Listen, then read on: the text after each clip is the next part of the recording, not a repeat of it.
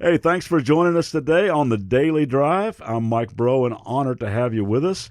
We have been walking through a story from Daniel chapter 3 in the Old Testament section of the Bible about these three guys, Shadrach, Meshach, and Abednego, or if you grew up with VeggieTales, Rack, Shack, and Benny. King Nebuchadnezzar is the ruler of the Babylonian Empire, and he sets up this 9-story statue, this golden god, so to speak, that represented his own greatness and majesty.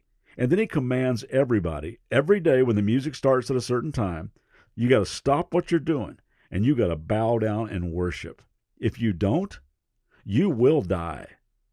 Well, Rack, Shack, and Benny are high officials in Nebuchadnezzar's administration, and they serve with honor, respect, humility, and excellence.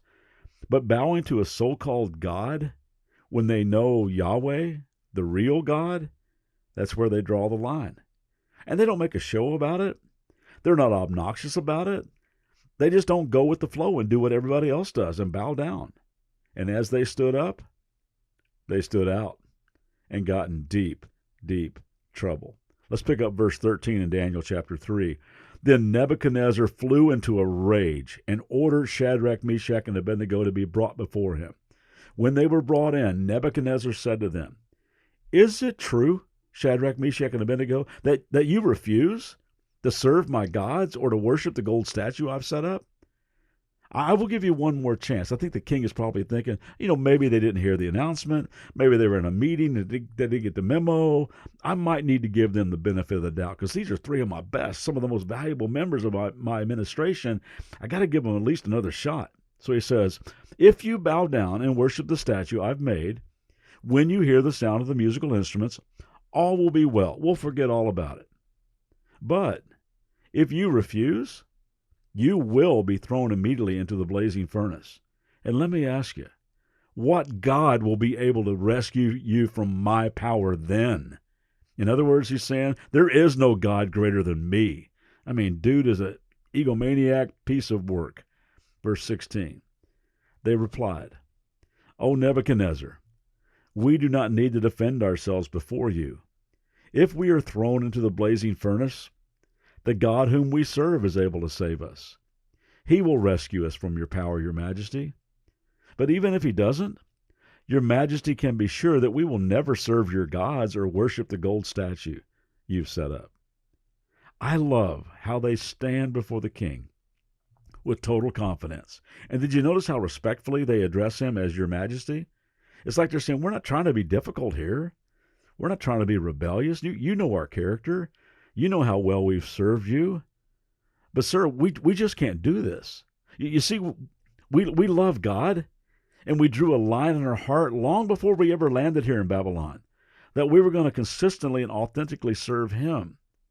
And the God whom we serve, he is able to save us. That's the answer to your question. That God. My wife gave me a great exercise to do years ago. I may have shared it on the podcast before. Is write down on a piece of paper, if blank, then blank. If blank, then blank. And then fill in the first blank with the worst thing that you can think of. If blank happens, then, That's why you got to fill in the last blank first. If blank, then God. If blank, well, then God. That's the way these guys lived. If blank happens, whether we're fired or fried, no matter what fills in that first blank, the second blank is already filled in. If blank, well, then God. That's their answer to his question, what God will be able to rescue you then? The God of our blank. The God whom we serve. He is able. He has the power. In case you've forgotten, your majesty, he gave you your kingdom. Our God can read minds. He can reveal secrets. He controls the tides. He stores the thunder in places no one has ever been. He knows every star, every grain of sand, every hair on your head. And he's not just 90 feet tall like your statue. He could wade into the deepest ocean and still only be ankle deep. He could play marbles with the planets. He has perfect vision. But if he did wear contacts and drop one, it would wipe out the entire Babylonian Empire because he is huge. He is supreme. He is sovereign. He He is the giver of all good gifts, and He is the anchor of our soul. He is our hope. He is the one who put the capacity to love and laugh and cry and feel in our hearts. He has the power to forgive in ways that only we could hope to learn. He alone can rescue. He alone can save. He alone can lift us from the grave. Oh yeah, the God whom we serve, the God whom we love, the God we believe and trust and know, that God is able to save us.